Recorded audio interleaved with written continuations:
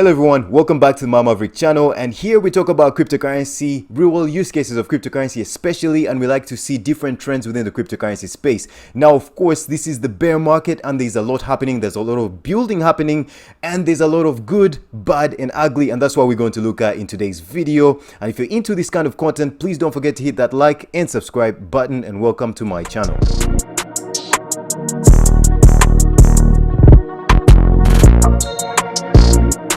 Okay, so the first thing we look at, we're in the bear market. That doesn't mean anything. That only means the price is going down. But obviously, the best way to protect yourself is by having that long-term perspective when you're looking at the cryptocurrency space. And we've seen a lot of scares in the market. Bitcoin miners getting less of their income. Ethereum, some companies wanting to sell some Ethereum. Actually, I'm not going to talk about that in the video, but there's a company called Lido. And there's an article out there. Lido should sell like 19 million or something million as much of their Ethereum in order to save themselves and protect themselves from the bear market. So there's all these negative articles going around for obvious reasons, because we're in a bear market and those articles sell. But if you want to protect yourself, obviously be vigilant and watch out for the companies that continue to build, and don't look at too much what they say, but rather watch out for what they do. And that is the whole essence of the crypto space. So this is the bear market, of course, as expected. We're seeing a lot of cryptos tanking. Bitcoin tanked all the way from 31 recently, just yesterday, to 29,500. We're seeing Ethereum, but we're seeing some cryptocurrencies holding up, and we're seeing extreme fear in the space right now, which could present opportunity, but that's not investment advice. My advice to you would be continue doing your research. Now, we've seen in the past Binance attain or acquire a license to operate in the Middle East. This was Dubai, and so we can see the United Arab Emirates actually making serious moves in terms of promoting cryptocurrencies. A lot of companies are working there, and now we can see this. Abu Dhabi to provide all women living in the city free crypto domains. Abu Dhabi and the Abu Dhabi Investment Office are partnering with Web3 identity platform and NFT domain name provider Unstoppable Domains to give free crypto domains to all women who live in UAE capital. Now, those that do not know about Unstoppable Domains, this is essentially the first successful, I think the first successful website in terms of selling domain names on the blockchain. They started with Ethereum, then they expanded into Polygon, and in terms of, well, existence in this world, infrastructure or geographical location,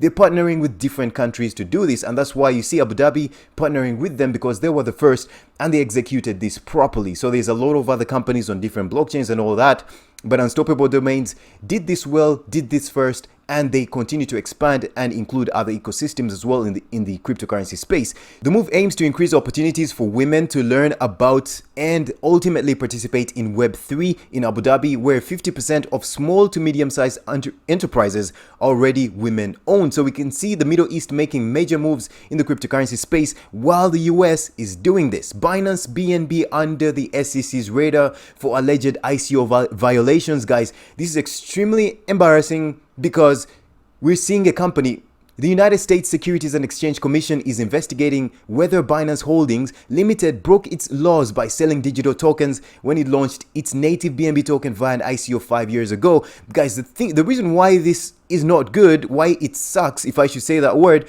is because Binance is an entity that launched globally outside of the US and constantly started to build and expanding into other geographical locations, other ecosystems, and then eventually they built Binance US, so an exchange specifically for the US.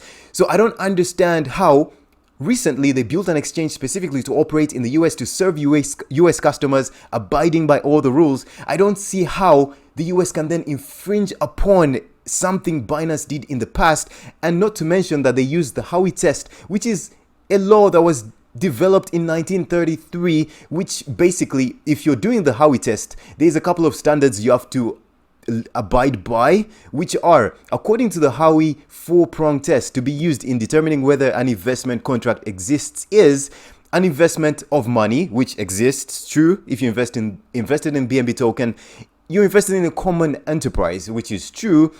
You're expecting profit, not true. Not true. There's many people that are invested in different cryptocurrency companies that don't exist right now. Those people, I tell you what, they're not being protected. So this is why this is a problem. And number 4, to be derived from the efforts of others. Of course, cryptocurrency is all about community. It's all about this. It's all about working together and looking out for talent elsewhere in the world and being able to coordinate with them. So ability to do that.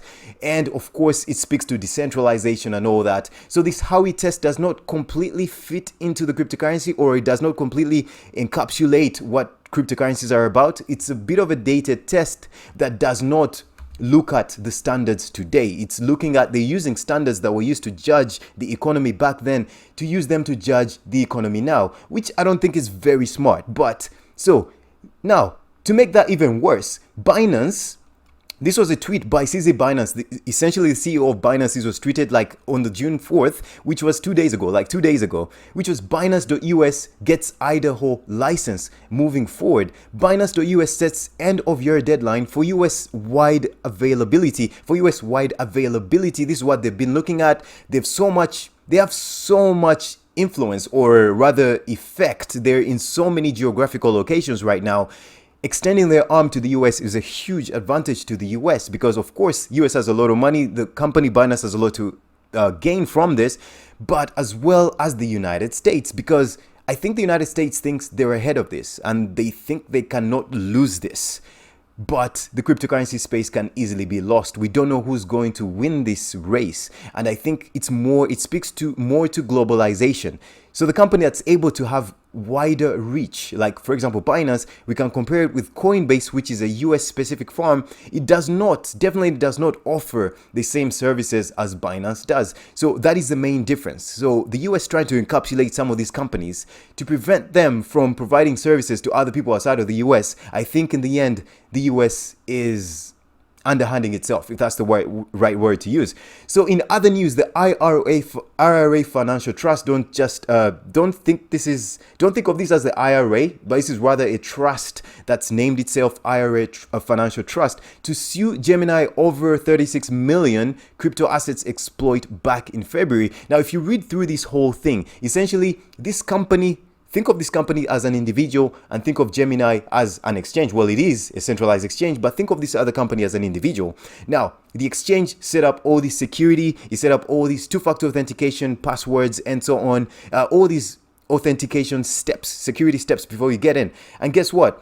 Apparently, there was a master key, and somewhere in communication, this company, the master key was somehow accessed by an external party that was then able to exploit 36 million. But the way I think about it is that this company was not very careful, because there's a lot of people in the cryptocurrency space, due to carelessness or not enough diligence, where lost their money. Now you're having a company here that has invested other people's money, possibly retirement funds and all other kinds of money that has been lost. So obviously they have nowhere to turn, and the only place to turn is to sue some other company. Of course, Gemini in here is being extremely defensive, saying, hey, we've set up all these security frameworks, all these security sort of juggles, barriers to go through in case of an attacker. So, I mean, essentially, just be careful in the crypto space, because if you're an individual and you lose so much money, you may not have the opportunity to even push out a news article like this, or rather be noticed out there. So you got to be careful. But in more positive news, or in other positive news, Pancakeswap, one of essentially the biggest DEX in terms of users in the world, and this can be proved by using platforms such as DAppRadar. If you click all, it gives you an outlay in terms of category. So this is under decentralized finance. The balance of money on their smart contracts, which is 117 million. And remember, we're in the bear market, and 235 users. Of course, if you change this to volume, Pancakeswap has a smaller volume of 120 million, and then something like Uniswap version 3 has $2.6 billion in volume, but only 11,000 users. So it's up to you to ask yourself, which is the more utility-driven platform. Of course, Uniswap is one of the biggest respected exchanges in Ethereum, but Ethereum is extremely expensive.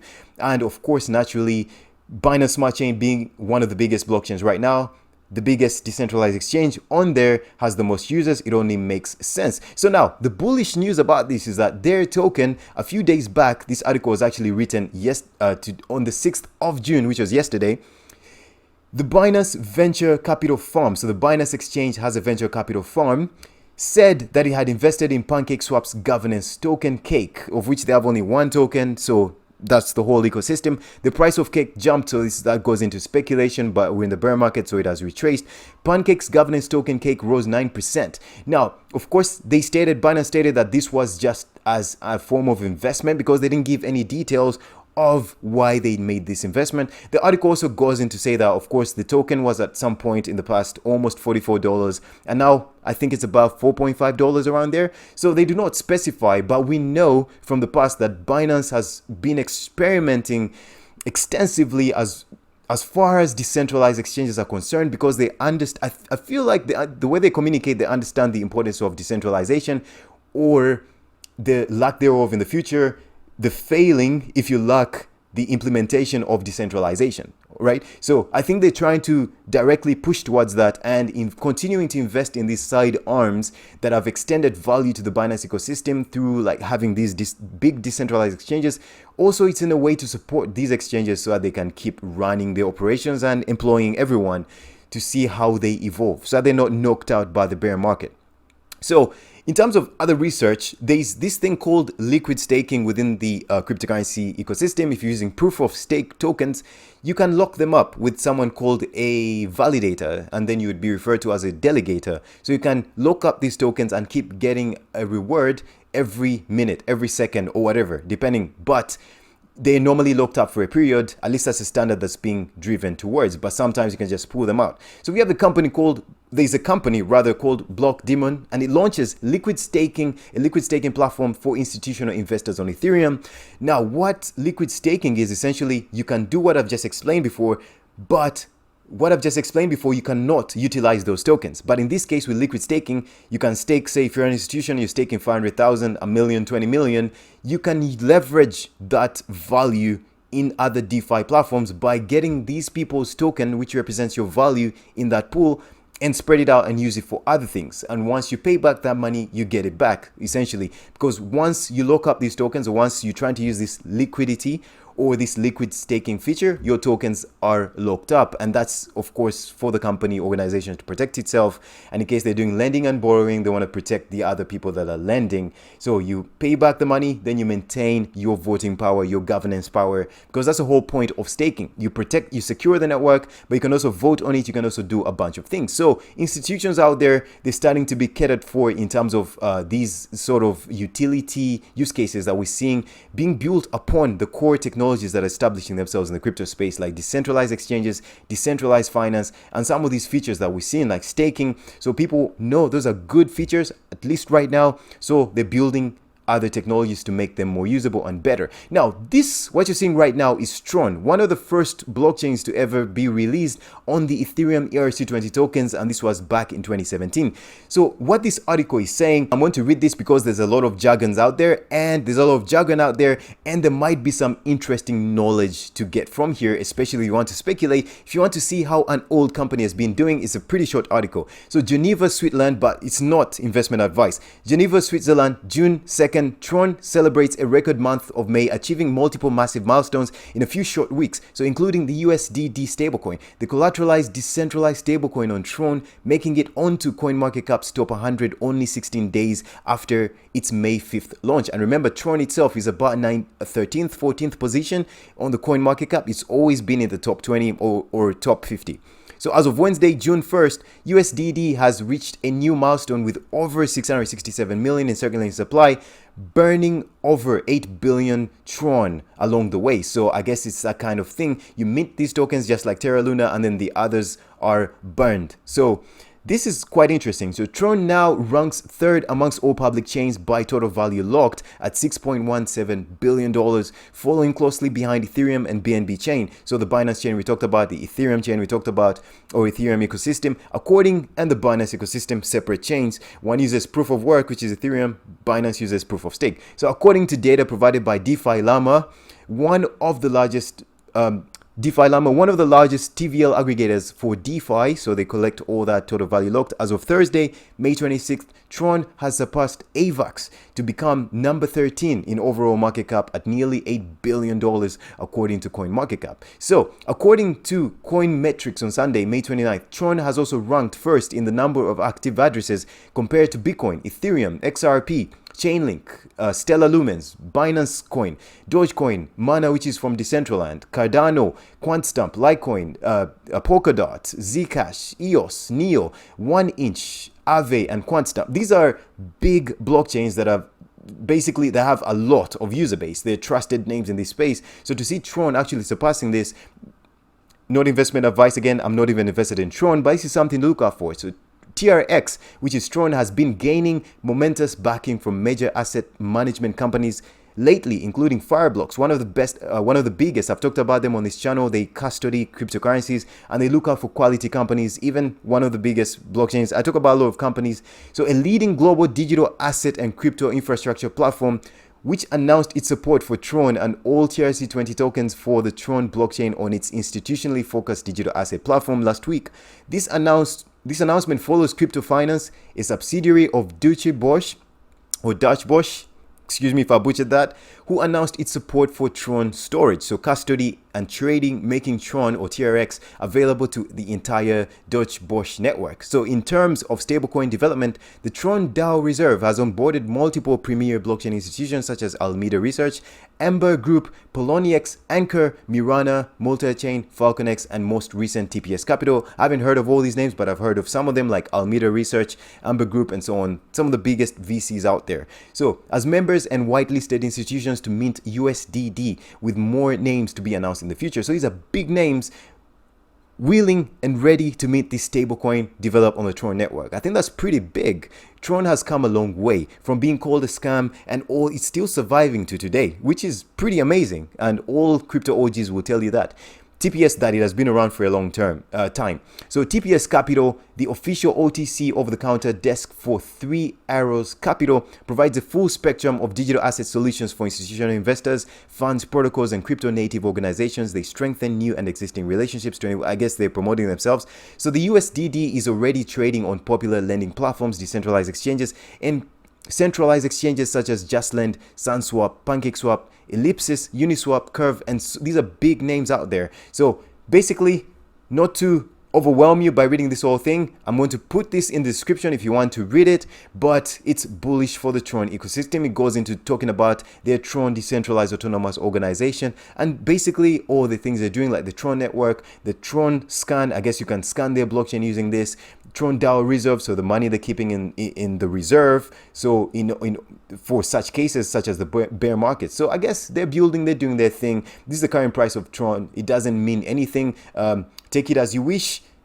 Bullish trend, bearish trend, that's up to you to sort of draw your own parallels depending on how they're building, depending on how old they are, depending on their partnerships, and most importantly the teams. Are they willing to continue building this? And then from there you make your educated decisions. Now, Tron being one of the first cryptos I want to talk about in this video, as something I'm throwing out there. Then Chainlink, of course, securely connects smart contracts with off-chain data and services. People in the crypto space know Chainlink is one of the first to provide quality Oracle data and also basically present itself as the blockchain that's going to provide blockchain data, quality, reliable blockchain data. So it's performing quite well today. If you look at CoinMarketCap, the price is doing well in a sea of red. Actually, if you were to go back, you can actually check. I think the only green is Chainlink. It's actually here. So, I mean, there's big things happening in the background in the bear market. Teams that are trusted, that are focused, are continuing to build because there's no reason to really stop. So there must be some bullish reasons.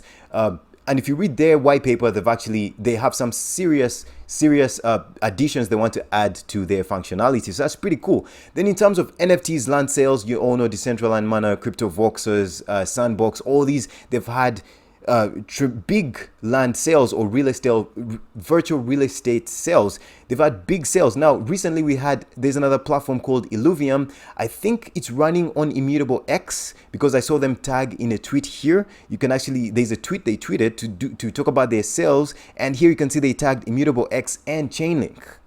Chainlink as well. So it means they're looking at interoperability, and they might be looking at Chainlink as their source of interoperability. The point of today's video is that in the bear market, these guys, check this tweet.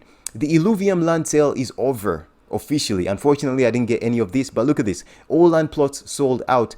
72 million in total sales, which amounts to 4,000 Ethereum to be redistributed. 239,288, I guess, of their tokens to be burned. So they've raised so much money. They're going to burn some tokens. They've, all that Ethereum is going to be redistributed somehow. So that's some pretty interesting stuff happening in the crypto space. Despite us being in the bear market, the truly committed teams continue to build. And this is the opportunity to continue making that research to watch out for some of these quality blockchains. Look at the old ones, look at some new ones, and look at their partnerships. Look at who they're partnering with during the bear market. And that's when you'll be able to truly sort out those quality companies that might make it as we move forward in the crypto space. All right, guys, I hope you enjoyed something. I hope you enjoyed this video. I hope you learned something, and I'll see you on the next one. Take care. Bye-bye.